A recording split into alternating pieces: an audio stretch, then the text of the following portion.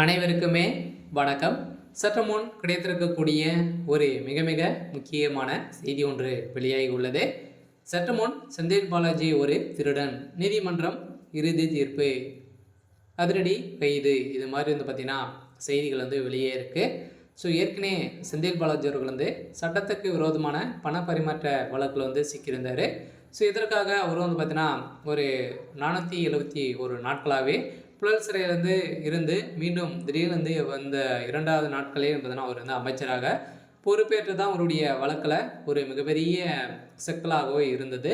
இந்த சிக்கலின் அடிப்படையில் பார்த்தீங்கன்னா ஏற்கனவே பார்த்தீங்கன்னா நேரில் ஆஜராகி இவருடைய வழக்கில் விசாரணை எடுத்துக்கொண்டிருந்த நிலையில் இப்போ அதிரடியாக செந்தில் பாலாஜி அவர்கள் பார்த்தீங்கன்னா ஒரு மிகப்பெரிய ஊழல்வாதியாக தான் பேசப்பட்டு இருக்கக்கூடிய நிலையில் ஏற்கனவே திமுக கூட்டணி வைத்திருக்கக்கூடிய அன்புமணி ராமதாஸ் அவர்களே பார்த்தீங்கன்னா இதற்கு எதிர்ப்புகள் தெரிவித்துட்டு பார்த்தீங்கன்னா மின்சாரத்துறையில் 40,000 கோடி மெகா ஊழல் நடந்திருக்கு அப்படின்ற மாதிரி தான் செய்தி வெளியிட்டு இருந்தார்.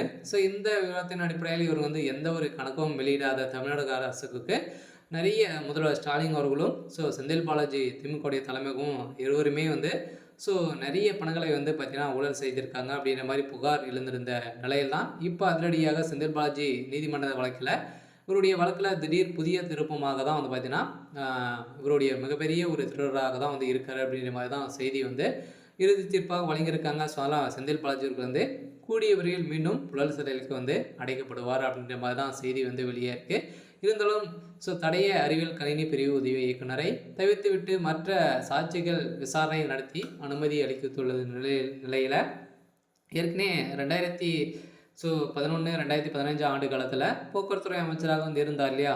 ஸோ அப்போ தான் வேலை வாங்கி தருவதாக மிக ஊழல் செஞ்சுருக்காரு அப்படின்ற மாதிரி ஏற்கனவே அவர் புழல் சிறையில் அடைக்கப்பட்டார். மீண்டும் திடீர்னு ஏற்கனவே அதானியுடைய விஷயத்தில் பார்த்தீங்கன்னா சிக்கியிருந்தாங்க இல்லையா. ஸோ இந்த விஷயத்தில் 40,000 கோடி ஊழல் செஞ்சுருக்காங்க. இது பிறகு நிறைய கடன்களை இந்தியா மீது திணித்துட்டு வரும் நிலையில் இந்த பணங்கள் அனைத்தையுமே திமுக அமைச்சர்கள் பதுக்கி இருக்கக்கூடிய நிலையில் தான் இந்த கடன்கள் அனைத்தையுமே அவர்கள் தான் செஞ்சுருக்காங்க. அதில் மக்கள் கணக்கை காட்டி நிறைய பணங்களை ஊழல் செய்துடைய திமுக அரசு மீது நிறைய எதிர்ப்புகள் வந்திருக்கக்கூடிய நிலையில் தான் இப்போ செந்தில் பாலாஜி அவர்கள் மீண்டும் ஒரு மிகப்பெரிய பக்கா திருடன் அப்படின்ற மாதிரி தான் இப்போ வெளியேறக்கூடிய செய்தியால் செந்தில் பாலாஜி அவர்களுக்கு நீதிமன்றம் அதிரடியாக ஒரு திருடன் பட்டம் கட்டியிருக்கக்கூடிய நிலையில் இப்போ அதிரடியாக செந்தில் பாலாஜி கூடியவர்கள் கைது செய்யப்படுறாரு.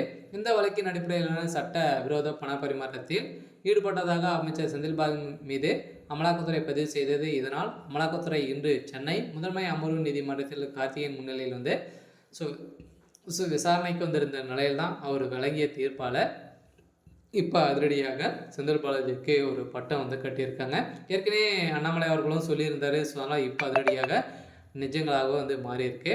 சரி, ஓகே. ஸோ எனக்கான அப்டேட் இதுதான். ஸோ மறக்காமல் நம்மளுடைய சேனலை சப்ஸ்கிரைப் பண்ணி சப்போர்ட் பண்ணுங்கள். தேங்க்யூ.